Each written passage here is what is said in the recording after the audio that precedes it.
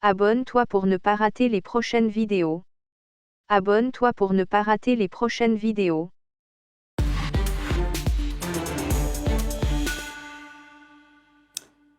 Bonjour et bienvenue sur France 24 et sur Radio France Internationale pour une interview exclusive avec le président de la République du Sénégal, Macky Sall. Avec moi pour l'interview, Christophe Boisbouvier de Radio France Internationale. Monsieur le Président, bonjour. Bonjour. Monsieur le Président, ce vendredi, avec 342 cas confirmés de coronavirus, 198 guérisons et seulement 2 morts, le bilan officiel du Sénégal affiche un taux de guérison record en Afrique et un taux de mortalité exceptionnellement bas. Alors, plusieurs questions. Est-ce que ces chiffres sont-ils sous-estimés ou alors existe-t-il une exception sénégalaise? Ou alors, est-ce que la vague épidémique qu'on a vu déferler en Chine, en Europe et aux États-Unis, va-t-elle arriver au Sénégal et en Afrique? Je vous remercie. D'abord, je voudrais dire que ces chiffres ne sont pas sous-estimés. Au moment où nous parlons, effectivement, nous sommes à 342 personnes infectées. Et au moment même où je vous parle, on vient d'enregistrer le 3e décès. En fait, donc nous avons comme nombre de décès 3 depuis tout à l'heure. Et bien sûr, plus de 198 qui sont sortis de l'hôpital, donc guéris, avec aujourd'hui 141 précisément, si on enlève les décès de tout à l'heure, qui sont dans les établissements hospitaliers. Oui, c'est un chiffre assez positif si l'on considère le rythme de propagation de la maladie et surtout le taux de décès dans la plupart des pays. Je pense que cela est dû au fait qu'il y a une combinaison de facteurs. C'est d'abord la prise en charge précoce dans le milieu hospitalier, puisque nous avons un dispositif d'alerte et de coordination et d'identification des contacts et des malades. Et immédiatement, tous les contacts sont en confinement total dans des établissements hôteliers et tous les malades sont absolument tous à l'hôpital et sont traités. Bien entendu, le traitement a certainement un rôle à jouer dans ce taux. Je sais que nos praticiens, nos professionnels de la médecine ont décidé assez rapidement de mettre en place un certain nombre de protocoles qui fait un débat ailleurs, en particulier l'utilisation de l'oxychloroquine qui est combiné à l'azithromycine, je pense, et cela a certainement aussi joué. En plus, nous avons une population relativement jeune, et ça, c'est le propre de l'Afrique. Peut-être que aussi la jeunesse de la population, la précocité des mesures d'endiguement, ainsi que la prise en charge précoce dans les établissements hospitaliers, peut-être tout cela combiné peut expliquer en fait ces résultats. Alors, Monsieur le Président, vous parlez de la chloroquine. C'est en effet un médicament qui fait polémique, notamment en Europe et aux États-Unis. Elle est prônée par un chercheur français qui est né à Dakar et que tous les Sénégalais connaissent bien, c'est le professeur Didier Raoult. Certains l'accusent de manquer de rigueur scientifique, mais vous, dans les hôpitaux sénégalais, je crois que dès qu'un patient est testé positif, vous le mettez tout de suite sous chloroquine, sauf contre-indication ? Oui, d'abord, il faut dire que l'utilisation de la chloroquine se fait en milieu médical. Il ne s'agit pas d'automédication et les professionnels ont décidé donc d'appliquer cette molécule dès de l'apparition des premiers symptômes, avant bien sûr qu'on soit dans des cas critiques. Pour le moment, on a eu très peu de cas critiques. Et aujourd'hui, on parle d'urgence sanitaire mondiale, il y a la pandémie qui fait des ravages. Je pense que pour les professionnels qui ont des malades entre les mains et qui doivent les soigner, alors que la chloroquine a fait des résultats importants, je pense que le débat peut certainement se poursuivre. Mais le plus important, c'est de guérir les malades. Et si l'on considère les bienfaits, en tout cas de cette molécule par rapport aux risques, en tout cas en Afrique, la balance pèserait plutôt du côté des bienfaits. En Afrique, on connaît bien la chloroquine à travers sa version nivaquine que nous avons tous consommée en quantité pendant notre jeunesse dans les écoles. C'était des moyens de prophylaxie contre le paludisme. Oui, on peut toujours parler des effets. Mais pour le moment, en tout cas, nous avons un taux de guérison remarquable. La courbe a dépassé, depuis le 12 juin, le nombre de guéris a dépassé le nombre de malades dans les hôpitaux. Et cette courbe progresse. Et je pense qu'à terme, si nous arrivons à maîtriser l'autre problème majeur que nous avons, la contamination communautaire, qui, elle, ne relie pas le malade à des cas connus, évidemment, c'est ça aujourd'hui le plus grand risque pour nous. Et nous allons prendre de nouvelles mesures pour contenir également cette propagation communautaire de la contamination. Je dois saluer les résultats, le travail du professeur Didier Raoult, et je suis d'autant plus heureux que c'est un natif de Dakar et donc du Sénégal, et je pense qu'il continue d'ailleurs de travailler avec nos scientifiques, avec nos médecins, à travers ces laboratoires. Et je pense que pendant une crise comme celle-là, on peut voir ce qui peut soigner d'abord les malades, après la polémique pourra se poursuivre. Puisque naturellement, quand on est en urgence, on peut quand même se passer un peu de certains protocoles en période normale. Le résultat, c'est qu'il y a quand même des malades guéris et en plus grand nombre. Et ça, c'est, je crois, ce qui compte le mieux. Monsieur le Président, alors le Sénégal a mis en place un programme de résilience économique et sociale, un coût global de 1000 milliards de francs CFA, environ 2 milliards d'euros. Il y a aussi des mesures sanitaires, des mesures qui affectent la vie des Sénégalais tous les jours. Il y a un couvre-feu de 20h jusqu'à 6h du matin, mais il n'y a pas de confinement total pour le moment. Est-ce que vous pensez sérieusement à cette option de confinement total, ou alors est-ce que vous préférez peut-être l'alternative d'un dépistage massif pour éviter que la pandémie ne se répande? Alors, le Sénégal a fait le choix, dès le départ, de prendre des mesures graduelles et de suivre l'évolution de la maladie et d'adapter ses ripostes et ses réponses aux résultats obtenus. Ce qui fait que la première mesure a été la fermeture des établissements, alors que nous étions à moins de 20 cas, la fermeture des aéroports, des frontières terrestres, aériennes et maritimes, ce qui fait qu'aujourd'hui nous n'avons plus aucun cas importé. Ensuite, nous sommes passés à l'état d'urgence et au couvre-feu de 18h à 6h du matin.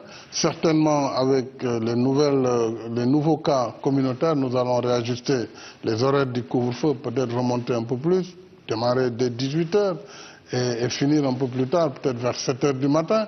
Ensuite, la communication au niveau des communautés est très très importante. Alors, si tout cela ne suffit pas, en fonction de l'évolution, nous n'exclurons pas d'aller vers des mesures plus fortes. Mais en attendant, j'avais souhaité d'abord confiner totalement tous les contacts et que tous les malades également sont confinés dès lors qu'ils sont en milieu hospitalier, plutôt que de confiner toute la population. Mais si demain on devrait y arriver, on le ferait. Mais tout dépendra de l'évolution de la maladie.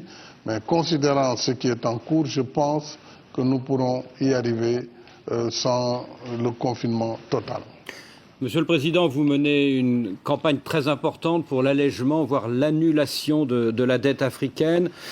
C'était ce mercredi, le G20 a décidé d'un moratoire sur une partie importante des quelques 44 milliards de dollars que l'Afrique aurait dû rembourser cette année. Alors concrètement, combien ce moratoire va-t-il dégager immédiatement dans le budget sénégalais pour lutter contre le coronavirus? Et plus largement, à quoi bon ce moratoire si ces paiements sont juste reportés à l'année prochaine? Est-ce que ce n'est pas reculer pour mieux sauter?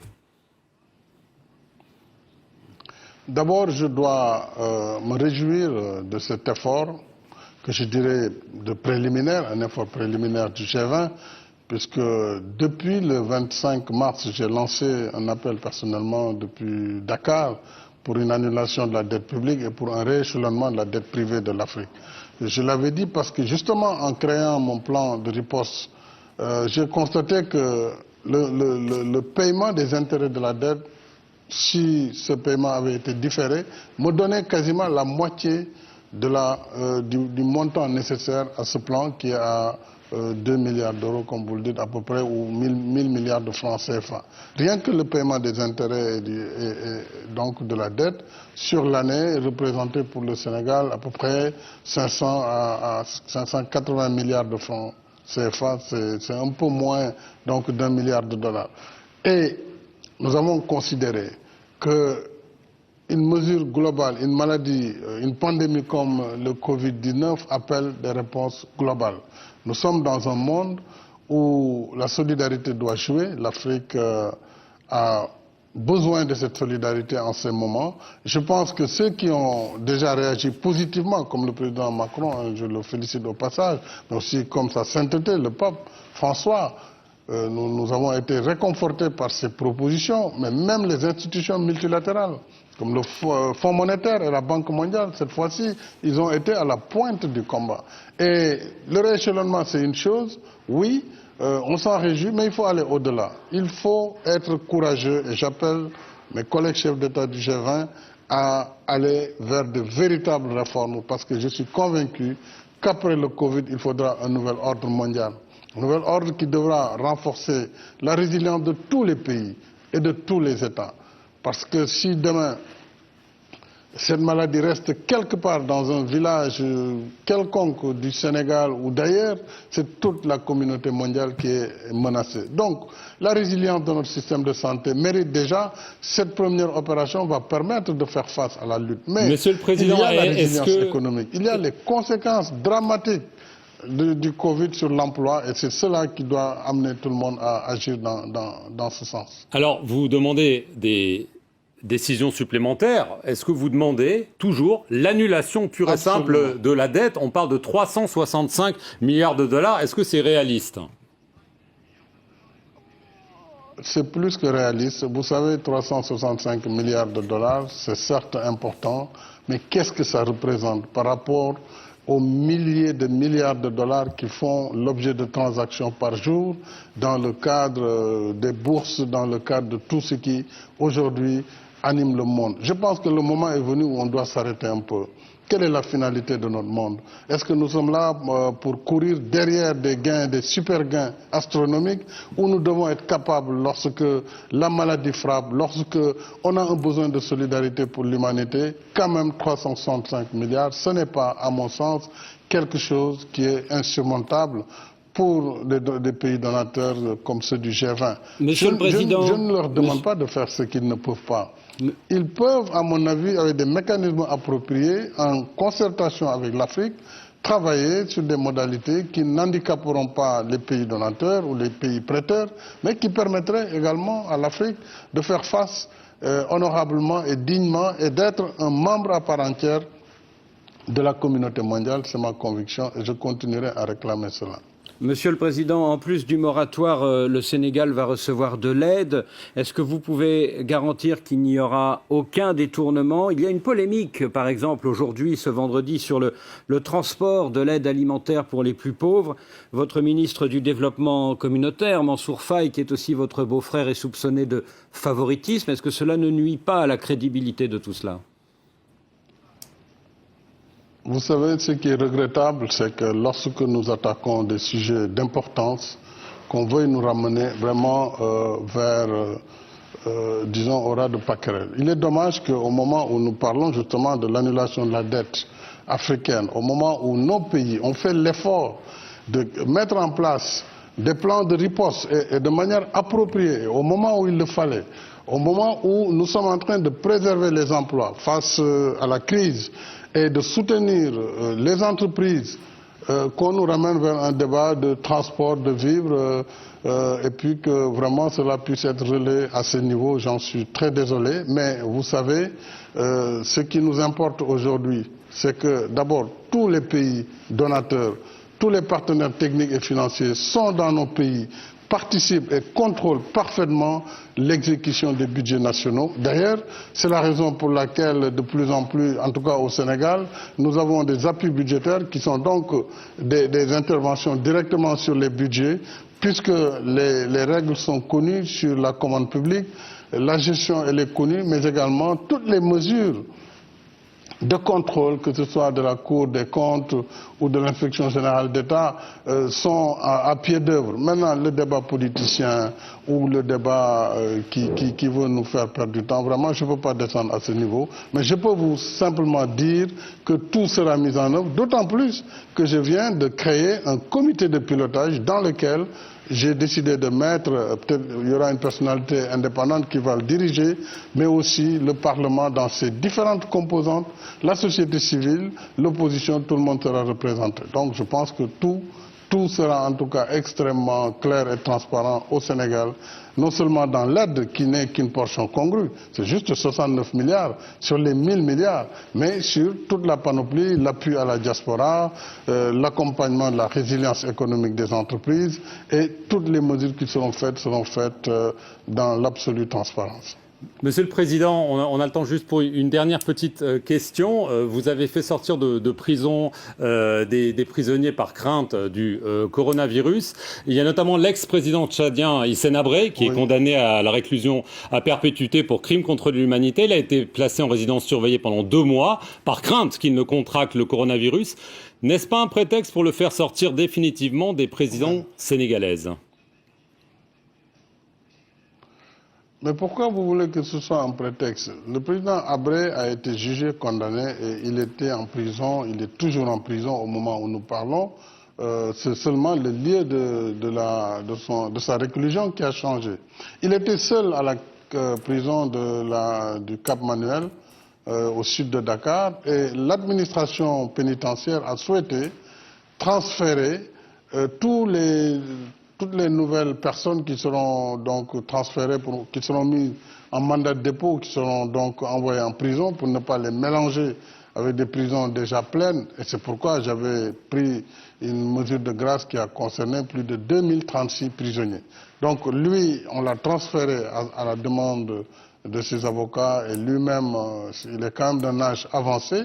On a préféré ne pas prendre le risque aussi de le voir contracter, en tout cas en milieu carcéral à la prison, le coronavirus. Et c'est pourquoi les juges de l'application des peines a pris un arrêt qui permet pendant la durée de 60 jours, donc la durée, on espère que c'est une durée suffisante pour couvrir la période de la pandémie, qu'il puisse purger sa peine chez lui, évidemment avec la présence de l'administration pénitentiaire, donc de ses gardes pénitentiaires. Ce n'est pas du tout un prétexte pour le faire libérer, mais c'est une mesure d'ordre humanitaire et une précaution pour éviter, évidemment, des risques inconsidérés le concernant. Et après cette période de pandémie, il retournera dans la prison ?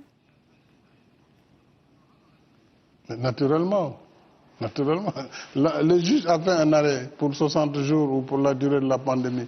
Quand elle finira naturellement, il devra rejoindre sa cellule. Monsieur le Président, merci de nous avoir accordé cet entretien et merci à vous de nous avoir suivis sur nos 2 antennes, Radio France Internationale et France 24.